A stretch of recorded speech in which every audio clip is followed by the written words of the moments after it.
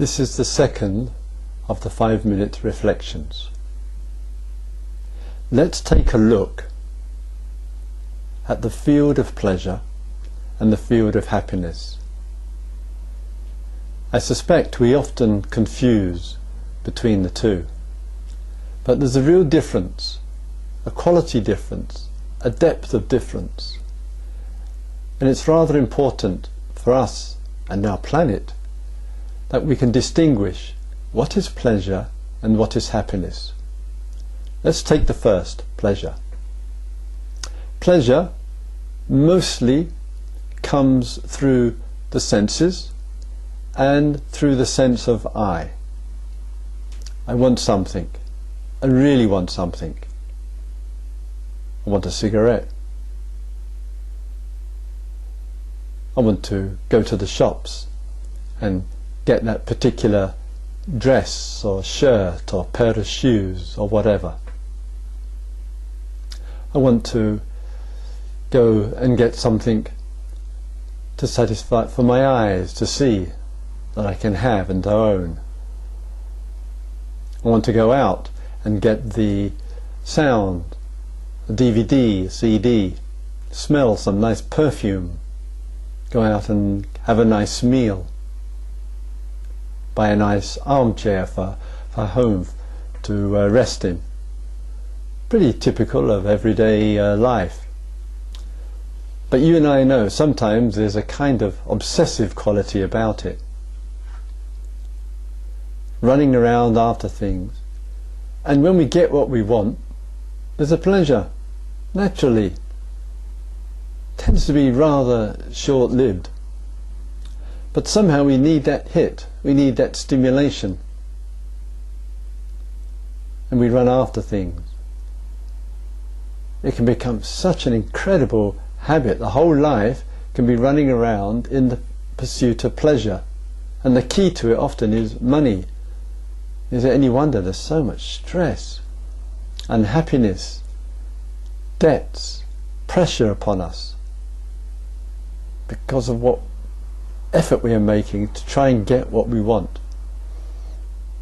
But there's also the pleasure of the self, when we feel important, when somebody praises us, when we're successful, when we're competing with another or others and we triumph. We feel some personal prestige.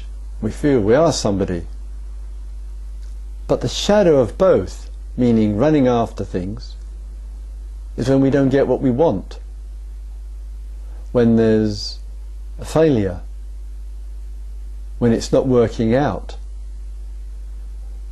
Or when somebody slags us off or puts us down or rubbishes us. So with the rushing after pleasure, become frustrating, disappointing, we get upset and angry, we get into debt. Trying to feed ourselves, boost ourselves up all the time, makes us vulnerable to negativity, to feeling of failure, uselessness, and lack of self-worth.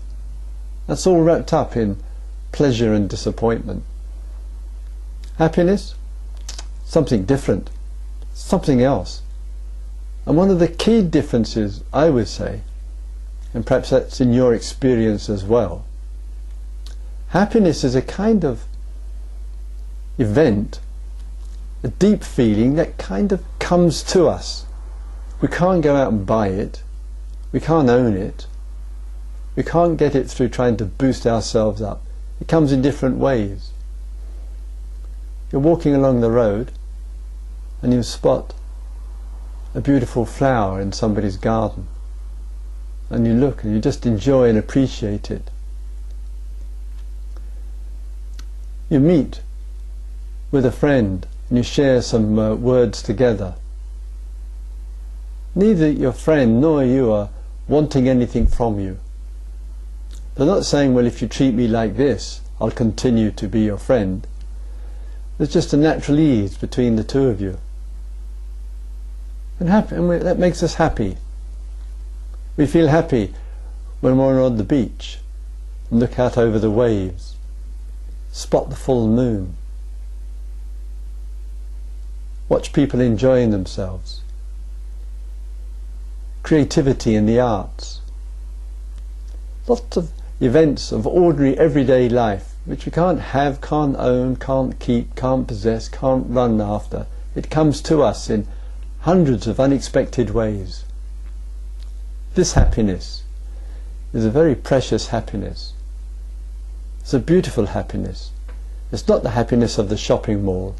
It's not the happiness of getting what we want. Not the happiness of boosting our ego.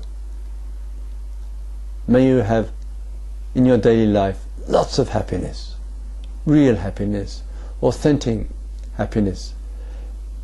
Keep your eyes and ears open. Keep your heart open.